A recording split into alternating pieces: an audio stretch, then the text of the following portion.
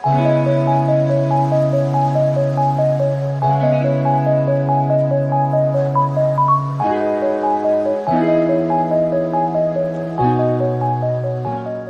friends, welcome back to our channel Learn with Edu Funda. Friends, I'm back with another energetic video of PET. तो जैसा friend आपको पता है कि हम लोग पिछले कई दिनों से प्रैक्टिस कर रहे हैं इसकी, तो आज उसका मैं अगला पार्ट लेके आ रहा हूँ जिसमें मोस्ट एक्सपेक्टेड और प्रीवियस ईयर क्वेश्चन जो है इसमें शामिल किया गया है।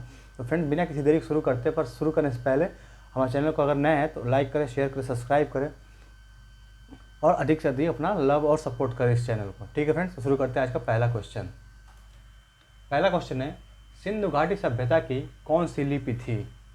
ऑप्शन है ब्राह्मी लिपि, बी तमिल लिपि, सी ग्रीक लिपि या फिर डी इनमें से कोई नहीं।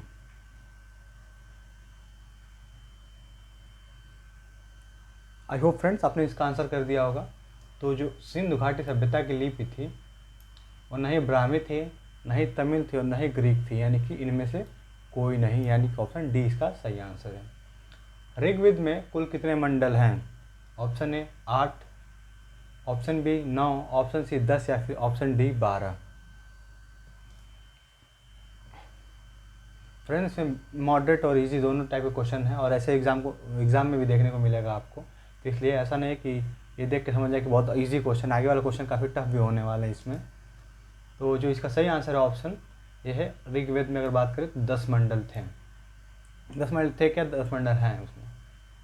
अगला क्वेश्चन देखते हैं, महावीर स्वामी को मोक्ष कहाँ प्राप्त हुआ था? Option A Pawapuri, B Vaishali, C Pataliputra या फिर डी मथुरा। फ्रेंड्स, लास्ट तक वीडियो को बने रहिएगा ताकि आपको अच्छे से अच्छे मतलब जिसमें कंटेंट मिल रहा है आपको इससे अछूते ना रह जाएं आपको। तो आंसर इसको पहले देख लीजिए। इसका आंसर है ऑप्शन ए।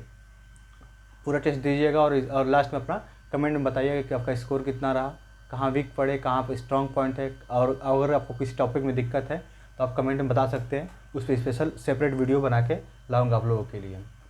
गुप्त शासन में नगर का बात हो रहा है, गुप्त शासन में नगर का मुख्य अधिकारी क्या कहलाता था? मतलब कि जो नगर का मुख्य अधिकारी था उसे उस समय गुप्त शासन में क्या बोलते थे? ऑप्शन ए प्रतिहार, बी पुरपाल, सी कर्णिक या फिर डी इनमें से कोई नहीं।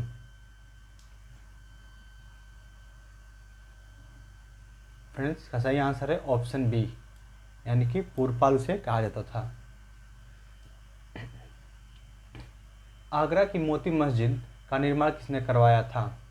Option A Akbar, B Humayun, C Shahjahan या फिर डी बाबर।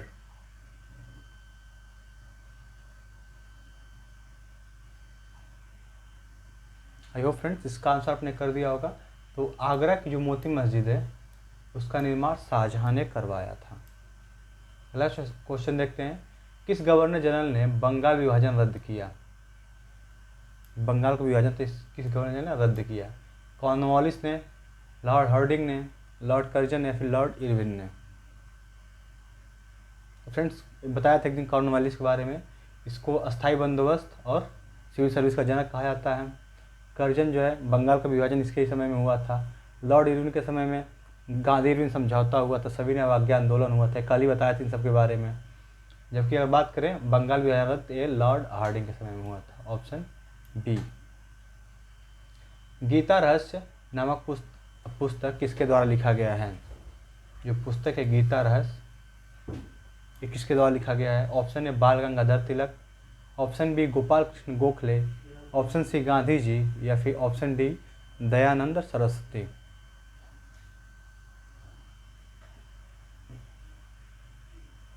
फ्रेंड्स, जैसे कि पता है कि अब ज़्यादा दिन टाइम नहीं रह गया एग्ज़ाम में, हर बार बोलता हूँ, क्योंकि जैसे जैसे पास आ रहा है आपके पास टाइम कम होता जा रहा है और प्रेशर बढ़ता जा रहा होगा। मैं समझ सकता हूँ क्योंकि मैं भी इस फेज से गुजरा हूँ।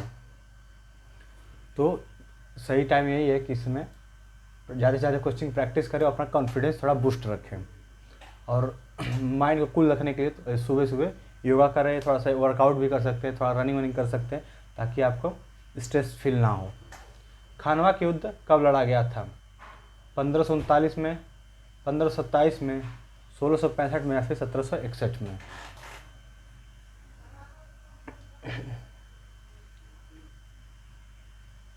फ्रेंड्स खानवा का युद्ध था, ये लड़ा गया था 1539 में। देखते हैं अगला क्वेश्चन। सुभाष चंद्र बोस ने किस देश में अंतरिम सरकार की स्थापना की थी? सुभाष चंद्र बोस थे, ये भारत से चले गए थे और किसी और देश में अंतरिम सरकार मतलब पैरेलल गवर्नमेंट जो था, इंटरिम गवर्नमेंट, उन्होंने स्थापित कर दिया था। Option Singapore, B Thailand, C Germany या फिर डी जापान।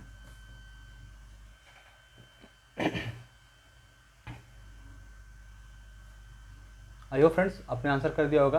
तो जो सुभाष चंद्र बोस थे, अंतरिम सरकार का गठन इन्होंने सिंगापुर में किया था। अगला क्वेश्चन देखते हैं। स्वामी विवेकानंद का मूल नाम क्या था, मतलब उनका वास्तविक नाम जो है वो क्या था? नरेंद्रनाथ दत्त, बटुकेश्वर दत्त, बालकृष्ण या फिर डी इनमें से कोई नहीं।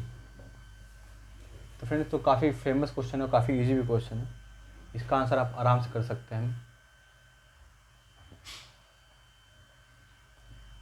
उम्मीद करता हूँ आपने आंसर कर दिया होगा इसका। तो स्वामी विवेकानंद का मूल नाम था नरेंद्रनाथ दत्त, यानी कि ऑप्शन ए। अगला क्वेश्चन देखते हैं।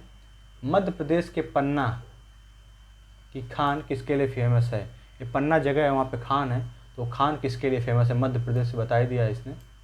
इसे दो क्वेश्चन पता चलता है आपको कि जो पन्ना है वो मध्य प्रदेश में स्थित है, और जो किस लिए फेमस है ये बताना है आपको। ऑप्शन ए सोने के लिए फेमस है, ऑप्शन बी चांदी के लिए, सी हीरा के लिए, फिर डी अभ्रक के लिए। फ्रेंड्स आप किसी भी चैनल का एग्जाम टेस्ट दे सकते हैं जिससे आपका स्कोर बूस्ट हो सके, ज़्यादा से ज़्यादा नॉलेज मिल सके। बस ये ध्यान देने वाली बात है आपको कि आप ये देखिएगा कि हाँ मतलब जो टॉपिक वाइज ही हो, ट्रैक से हट के ना हो वहाँ पे। ऐसा नहीं कि कुछ भी उसमें पढ़ा रहे हैं जो सिलेबस में नहीं हो तो कोई मतलब नहीं उसको पढ़ने के। फिलहाल हमारा जो रिक्वायरमेंट हो एग्ज़ाम क्वालिफाई करना है, ऐसा नहीं कि नॉलेज लेना या फिर दूसरे एग्जाम को टारगेट कर नहीं करना है। फिलहाल अभी तो हमको अगर पीटी की तैयारी कर रहे हैं तो मेन फोकस आपका पीटी में होना चाहिए, क्योंकि टाइम इसमें ही सबसे कम है। बाकी तो एग्ज़ाम होंगे, हो सकता है 1-2 महीने बाद हो, पर अभी जो है पीटी के लिए फोकस होकर हमको पढ़ना है। तो बस टॉपिक वाइज जितना भी टॉपिक लिखा है बस उससे एक कदम भी आगे नहीं बढ़ना है, बस उसी पे एकदम स्टिक बने रहना है। तो जो मध्य प्रदेश का पन्ना की खान है वो हीरा के लिए फेमस है। कह देते हैं विश्व का सबसे बड़ा डेल्टा है। Option A Amazon, option B Sundarban, option C Congo या फिर ऑप्शन डी नील नदी डेल्टा।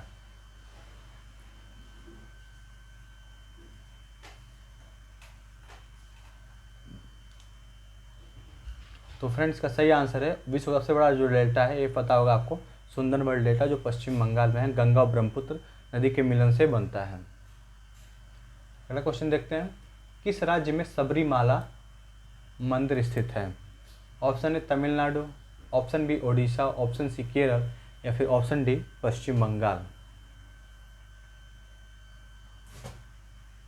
तो फ्रेंड्स का सही आंसर है सबरीमाला मंदिर। काफ़ी चर्चे में था कुछ समय पहले, तो अगर पेपर पढ़े होंगे आप तो पता होगा कि कहाँ पे स्थित है। इसका वैसे सही आंसर है ऑप्शन सी, यानी कि केरल में सबरीमाला स्थित है। फ्रेंड्स इससे रिलेटेड एक बात और है इंपॉर्टेंट, जो साइलेंट वैली है वही केरल में ही स्थित है। भूमध्य रेखा के निकट किस तरह के वन पाए जाते हैं? मतलब भूमध्य रेखा जो है, जो इक्वेटर है 0 डिग्री, उसके आसपास किस तरह के वन पाए जाते हैं? घास के मैदान पाए जाते हैं, सदाबहार वन पाए जाते हैं, या फिर पर्णपाती वन पाए जाते हैं, या फिर अर्धपर्णपाती वन पाए जाते हैं।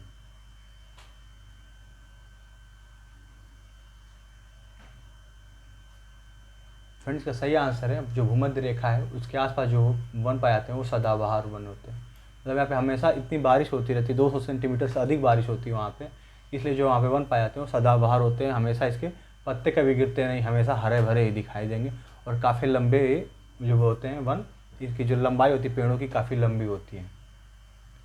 अगला क्वेश्चन देखते हैं। दक्षिण भारत की सबसे ऊंची चोटी, बात कर रही है दक्षिण भारत की, साउथ इंडिया की। Option A Dodabetta, option B Madurai, option C Annamalai या फिर option D Anamudi.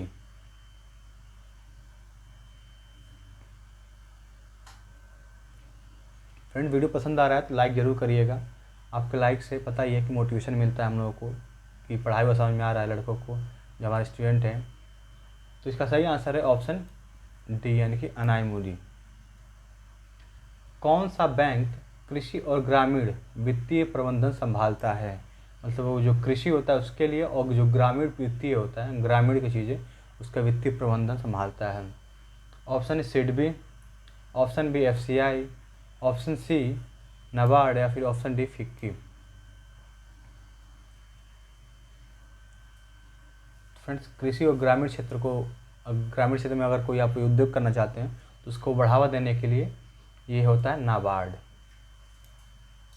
Friends, option C answer इसका। भारत में वाणिज्यिक कर कौन लगाता है? ऑप्शन ए राज्य सरकार, ऑप्शन बी केंद्र सरकार, ऑप्शन सी दोनों या फिर ऑप्शन डी स्थानीय निकाय। फ्रेंड्स, ये तो ऑप्शन वैसे ही आप काट सकते हैं, गलती है ये, क्योंकि आपको भी पता हो कि स्थानीय निकाय तो लगा ही नहीं सकते, इतना पावर ही नहीं है उसके पास। तो वह बोला वाणिज्यिक कर जो होता है ये लगाता है केंद्र सरकार आपका, यानी कि सेंट्रल गवर्नमेंट। अगला क्वेश्चन, भारत में रुपए का नया प्रतीक, जो नया रुपये का प्रतीक है, किसने डिज़ाइन किया था? Option A Rajesh Kumar, option B Udit Kumar, option C Rajesh Bansal या फिर ऑप्शन डी मोहन चड्ढा। जैसे पता है कि रुपये का डिज़ाइन जो है बदल गया है, ऐसे हो गया कुछ, लेकिन पहले तो ऐसे था। तो ये नया डिज़ाइन है रुपये का, ये किसने दिया है? तो इसका सही आंसर है फ्रेंड्स ऑप्शन बी, यानी कि उदित कुमार, डॉक्टर उदित कुमार इनका पूरा नाम है। तो इन्होंने ये रुपये का जो नया डिज़ाइन है इन्होंने तैयार किया था। दूसरी पंचवर्षीय योजना का समय था? ऑप्शन ए 1973 से 1978 तक, ऑप्शन बी 1980 से 85 तक, 1967 से 72 तक या फिर 1969 से 74 तक।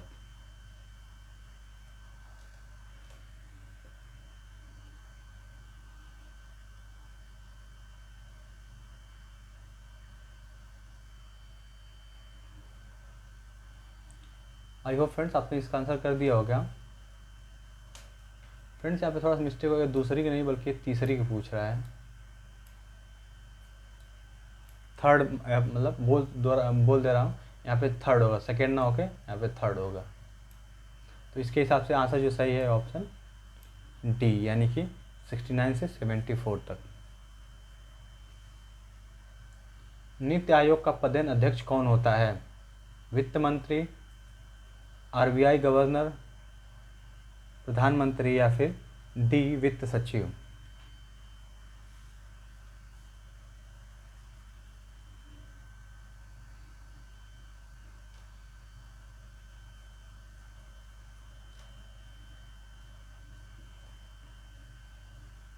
फ्रेंड्स, का सही आंसर है ऑप्शन, नीति आयोग का पदेन अध्यक्ष होता है वो होता है ऑप्शन सी, यानी कि प्रधानमंत्री। फ्रेंड्स, ये वाला क्वेश्चन थोड़ा डाउट है मुझे, क्योंकि क्वेश्चन जो मैं बना रहा था उसमें ऑप्शन थोड़ा सा मिस्टेक हो गया मुझे लग रहा है, इसलिए इसको डाउट में रखेंगे। ये ऑप्शन इसको मान लीजिए गलत है ये वाला। फ्रेंड्स, तो ये वाला ऑप्शन जो है ये क्वेश्चन छोड़ लीजिएगा, इसको छोड़ के बाकी ये वाला सब सही है। बात इसमें थोड़ा सा ऑप्शन मुझे लग रहा है डाउट में है। अगला क्वेश्चन देखते हैं, भारतीय संविधान के प्रारूप समिति के अध्यक्ष थे? Doctor Rajendra Prasad, Bhimrao Ambedkar, M.N.. राव या फिर पंडित नेहरू।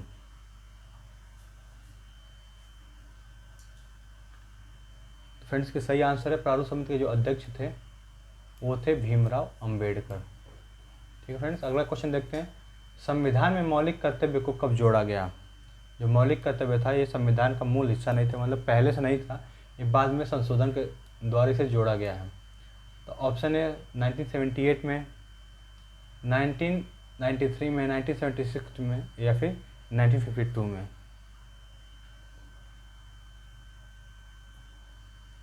तो इनका सही आंसर है ऑप्शन सी, यानी कि 1976 में जो 42वां संविधान संशोधन हुआ था उसके तहत जोड़ा गया था। राज्य में मंत्री परिषद का प्रमुख कौन होता है? जैसे सेंट्रल गवर्नमेंट में होती है वैसे राज्य में भी मंत्री परिषद का प्रमुख कौन होता है ये बताना है। गवर्नर, मुख्यमंत्री, विधानसभा अध्यक्ष या फिर विधान परिषद अध्यक्ष।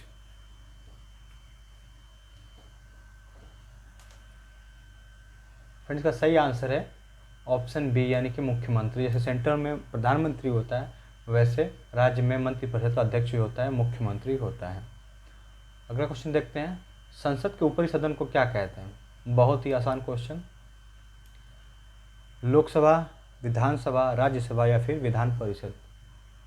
तो फ्रेंड्स, बहुत इजी क्वेश्चन है, बहुत टाइम देने की जरूरत नहीं है इसमें। संसद के ऊपरी सदन को कहते हैं हम लोग राज्यसभा। अगला क्वेश्चन देखते हैं, निम्न में से कौन पंचायती राज संस्थान नहीं है, मतलब पंचायती राज के अंतर्गत नहीं आता है।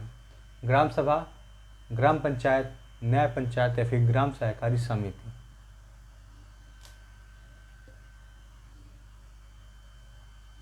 देखो फ्रेंड्स, आपने आंसर कर दिया होगा इसका। तो जो पंचायती राज संस्थान के अंतर्गत नहीं आता है वो है आपका ग्राम सहकारी समिति, यानी कि ये नहीं आता है। बाकी न्याय पंचायत, ग्राम पंचायत और ग्राम सभा ये तीनों ही इसमें शामिल हैं। रॉकेट के सिद्धांत पर कार्य करता है। न्यूटन के प्रथम नियम पे, न्यूटन के द्वितीय, न्यूटन के तृतीय नियम पे या फिर लाप्लास के नियम पे।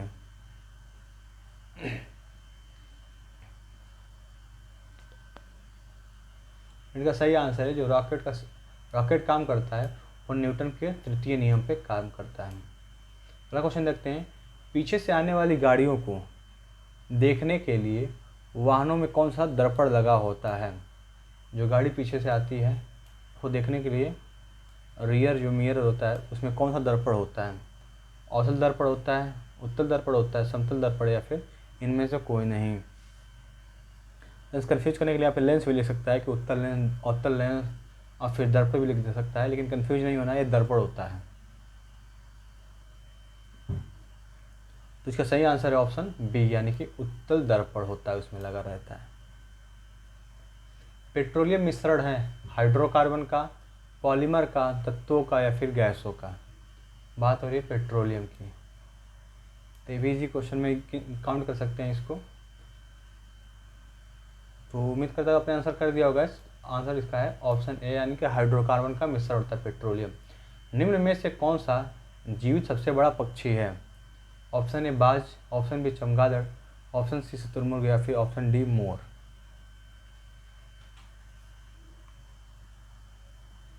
तो इसका सही आंसर है फ्रेंड्स, सबसे बड़ा जीवित जो है अभी वो है आपका शुतुरमुर्ग। आकाश का रंग नीला दिखाई देता है अपवर्तन के कारण, परावर्तन के कारण, प्रकीर्णन के कारण या फिर ध्रुवण के कारण। रिफ्रैक्शन कह सकते हैं इसे, रिफ्लेक्शन, पोलराइजेशन, स्कैटरिंग। तो जो आकाश का रंग नीला होता है वो होता है आपका प्रकीर्णन के कारण, यानी स्कैटरिंग ऑफ लाइट।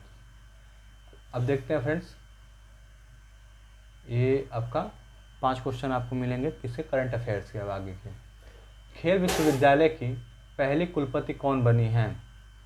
खेल विश्वविद्यालय की पहली कुलपति कौन बनी है। Option A PV Sindhu, option B Saina Nehwal, option C Karnam Malleswari या फिर ऑप्शन डी किरण बेदी।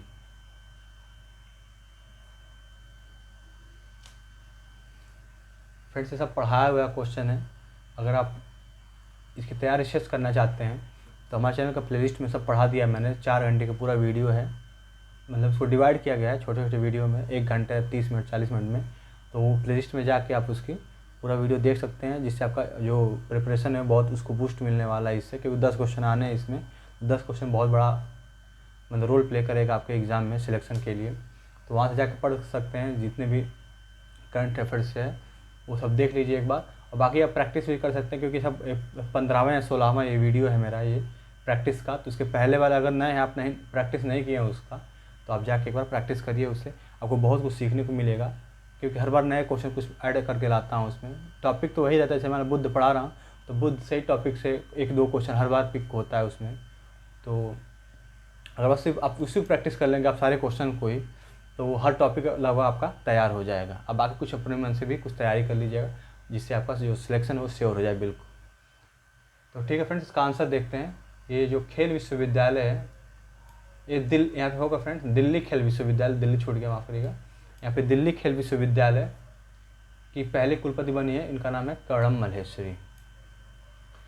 अगला क्वेश्चन देखते हैं, मुख्य सतर्कता आयुक्त बने हैं संजय कोठारी, NV बंसल, सुरेश एन पटेल या फिर डी इनमें से कोई नहीं। इसको बोलते हैं चीफ विजिलेंस कमिश्नर, CVC इसको इंग्लिश में बोलते हैं, CVC।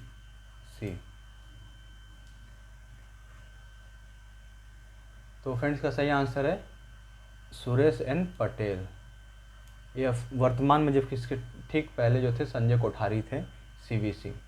ले सकते हैं, हाल ही में आई रिपोर्ट के अनुसार 100 सालों में सबसे बड़े दानवीर कौन बने हैं, मतलब पिछले 100 सालों में सबसे ज़्यादा दान किसने किया है।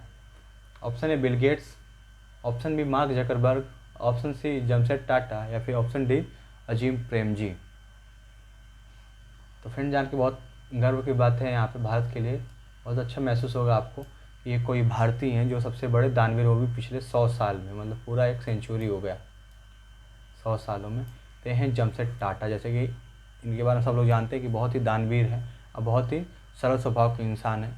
पैसे का कोई इनको ऐसा नहीं है कि पैसा है इसके पास, तो बहुत हाई फाई लाइफ जीते हैं, बहुत सिंपल और सादा लाइफ जीते हैं। ठीक है फ्रेंड्स, अगला क्वेश्चन देखते हैं। हाल ही में किस देश ने टेलीविज़न पर जंक फूड के विज्ञापन पर रोक लगा दी है, मतलब टेलीविज़न में टीवी में जो ऐड आता था जंक फूड का उसको बैन कर दिया है। तो वो पूछ रहा है कौन सा देश है। ऑप्शन है France, option B Germany, option C Britain, या फिर ऑप्शन डी स्वीडन।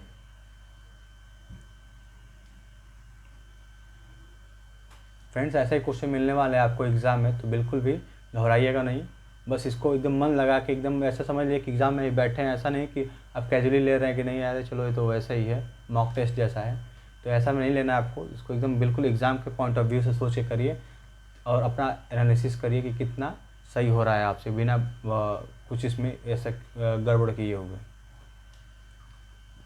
और एग्ज़ाम में नेगेटिव मार्किंग से बचिएगा, क्योंकि नेगेटिव मार्किंग है तो कोशिश करिएगा जो आए आपको वही करिए, या फिर जिसमें सिक्योरिटी आपको ज़्यादा हो वो करिएगा। तो फ्रेंड्स का सही आंसर है ऑप्शन ये है, ऑप्शन सी, यानी टेलीविज़न पर जो विज्ञापन का जंक फूड का विज्ञापन आता है उस पर रोक लगा दिया है ब्रिटेन ने। आगे क्वेश्चन देखते हैं। किस अंतरिक्ष एजेंसी ने पहले विकलांग अंतरिक्ष यात्री को नियुक्त किया है। इसरो ने, नासा ने, जैक्सा ने, या फिर ईसा ने, मतलब ESA, यूरोपीय स्पेस एजेंसी। ये जापान का होता है, नासा पता ही अमेरिका का, और इसरो तो अपना इंडिया का है। तो फ्रेंड्स ये बहुत बड़ी बात है कि विकलांग जो अंतरिक्ष यात्री थे उनको नियुक्त किया गया, तो ये है ESA, यानी कि यूरोपीय स्पेस एजेंसी ने नियुक्त किया है। अब बात करते हैं फ्रेंड्स हिंदी की। निम्न में से कौन सा शुद्ध है। ऑप्शन है जिजीविषा, मतलब सब तो जिजीविषा ही लिखा है, बस इसमें ध्यान देना है आपको कि कौन सा सही है। थोड़ा सा कन्फ्यूजिंग होता है ऐसे, और ऐसे एग्ज़ाम में भी मिलते थोड़ा कठिन टाइप के, बहुत ईजी भी नहीं मिलते हैं। तो इसमें पढ़ने का कोई मतलब नहीं है कि सारे ऑप्शन तो एक ही हैं, बस उसका स्पेलिंग जो है उसको देखना है कौन सा सही कौन सा गलत है। सॉरी। तो फ्रेंड इसका सही आंसर है ऑप्शन ए, यानी कि क्या, बाकी सब तो जी वैसा ही लिखा है, बस इस मात्रा का फ़र्क है, इसमें छोटी फिर बड़ी है, बाकी में यहाँ पे बड़ी ई से शुरू हुआ है, यहाँ पे छोटी दोनों है, यहाँ पे छोटी ई है, लेकिन यहाँ पे ये जो है ए भी अलग है। तो मतलब सही वाला ऑप्शन है आपका ए। तपोवन में कौन सी संधि है। ऑप्शन ए स्वर संधि, ऑप्शन बी व्यंजन संधि, ऑप्शन सी विसर्ग संधि, या फिर ऑप्शन डी इनमें से कोई नहीं। फ्रेंड्स ये हर सेट में तो मैं एक क्वेश्चन लेके आता हूँ संधि का, बाकी आप कम से कम 100 क्वेश्चन की प्रैक्टिस करके जाइएगा, हर मतलब जितनी भी संधियाँ होती हैं, क्योंकि अब प्रैक्टिस किए रहेंगे तो अगर जो आपको पढ़ा भी नहीं होगा तो आपको जो कॉन्सेप्ट क्लियर होगा तो उससे आप आसानी से कर सकते हैं टिक उसका सही आंसर। तो फ्रेंड्स का होता है विसर्ग संधि तपोवन, क्योंकि तपह और वन से बना है, इस तो उसमें विसर्ग आ रहा है इसलिए विसर्ग संधि है। हवा का पर्यायवाची है। ऑप्शन ए सलिल, ऑप्शन बी वायु, ऑप्शन सी अनिल, या फिर ऑप्शन डी समीर। तो फ्रेंड्स आप ध्यान देना है कि आप हवा का पर्यायवाची है नहीं, बल्कि यहाँ पूछा गया है नहीं है, थोड़ा सा वो छूट गया टाइपिंग में। ठीक है फ्रेंड्स, तो ये बताना है कौन सा इसमें से नहीं है। तो हवा का पर्यायवाची इसमें कौन सा नहीं है तो ये बताना है आपका। ये हो जाएगा ऑप्शन, देखो वायु भी होता है, अनिल भी होता है, समीर भी होता है, सलिल नहीं होता है। ठीक है फ्रेंड्स, पहला क्वेश्चन देखते हैं। कमल का, फ्रेंड्स यहाँ पे फिल इन द ब्लैंक है ये भरना है आपको। कमल का सौंदर्य भौरे को ही आकर्षित कर सकता है, भैंस को नहीं। कहना चाहता है कि जो कमल का सौंदर्य होता है, जैसे नहीं होता है कि हीरा की जो परख होती है जौहरी कर सकता है, कोई ऐसा साधारण इंसान हीरा को नहीं समझ सकता जो असली हीरा कौन सा है, उसकी कीमत क्या हो सकती है। तो वही सेंस यहाँ पे है। तो ऑप्शन ए है आपका सौम्य, यहाँ भरा जाएगा कमल का सौम्य, कमल का रम्य, कमल का सौरभ, या फिर कमल का सुकुमार।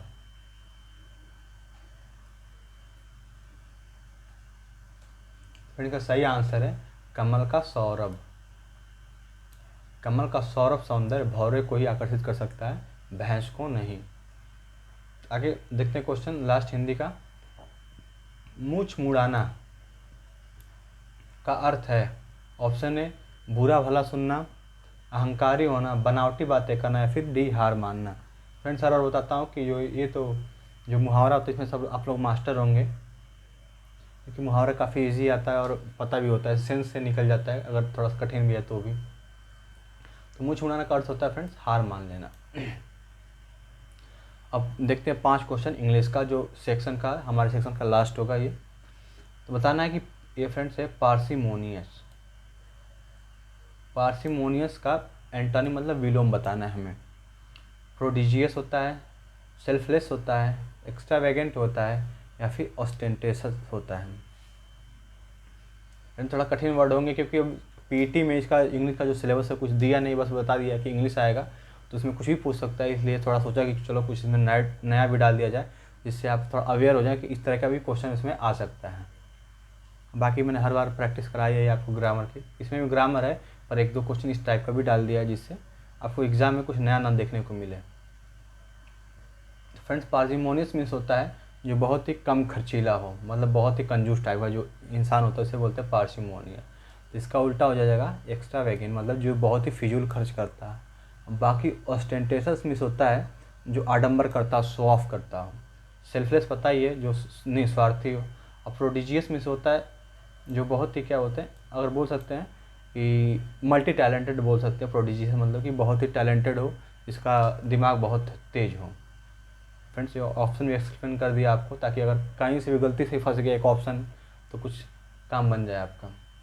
अगला देखते हैं, it is time we with determination, मतलब कह रहा है कि यह सही समय है।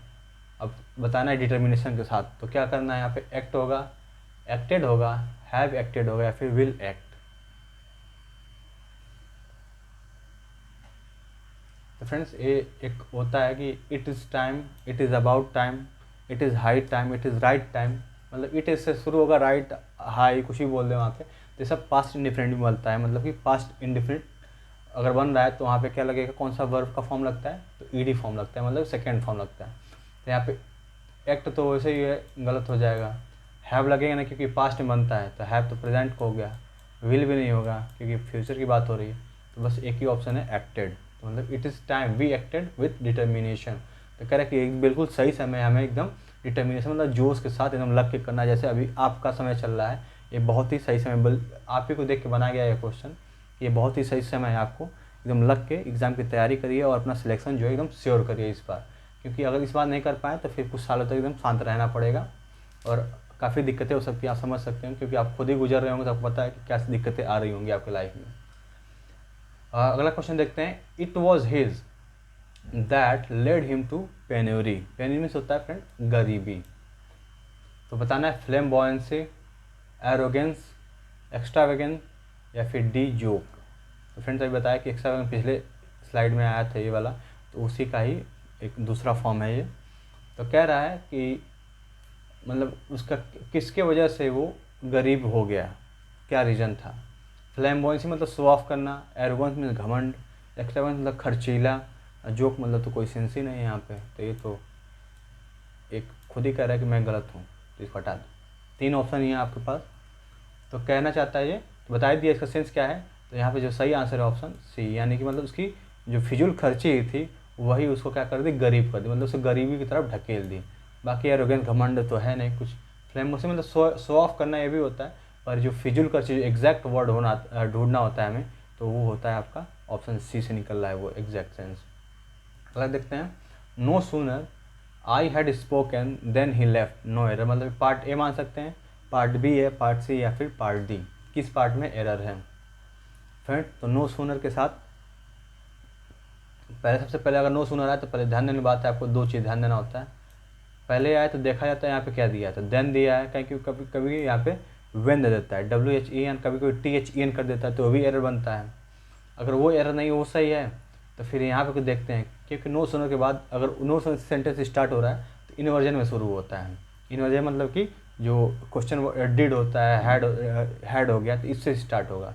तो यहाँ पे देखिए आई हैड कर दिया, जबकि यहाँ पे होगा had I. No sooner had I spoken then he left, मतलब अभी मुश्किल से मैं कहने वाला ही था तब तक वो चला गया। तो यहाँ पे एरर किस पार्ट में हो गया आपका, पार्ट बी में, मतलब इस पार्ट में एरर है, हैड आई होगा। आज का लास्ट क्वेश्चन और काफ़ी दमदार क्वेश्चन देख सकते हैं। स्टेटस को, इसका मतलब क्या होता है, अनचेंज्ड, एक्सीलेंट, अनब्रेकेबल स्टेटस, या फिर लॉन्ग, LONG, यहाँ पे लॉन्ग क्यू। बताना है जो स्टेटस को होता है इसका मतलब क्या होता है, एक तरह से इडियम मान सकते हैं इसे। तो फ्रेंड्स ये हमारे थे 45 क्वेश्चन जो बहुत इंपॉर्टेंट और एक्सपेक्टेड है।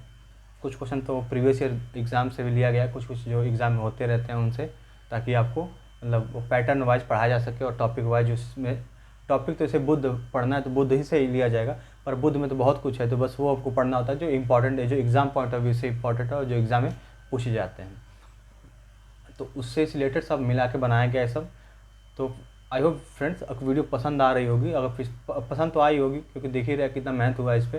तो लाइक करें, शेयर करें, सब्सक्राइब करें और इसका PDF लेने के लिए लर्न विथ एडू फंडा को ज्वाइन करें। तो फ्रेंड्स इसका सही आंसर है स्टेटस को, मतलब होता है अनचेंज्ड, मतलब कि बना रहना, अपनी स्थिति को बनाए रखना। तो ठीक है फ्रेंड्स, उम्मीद करता हूँ कि आपको सब पसंद आया होगा। तो मिलते हैं आपसे अगली वीडियो में, तब तक के लिए आप पढ़ाई करिए और सेफ रहिए घर। Thank you.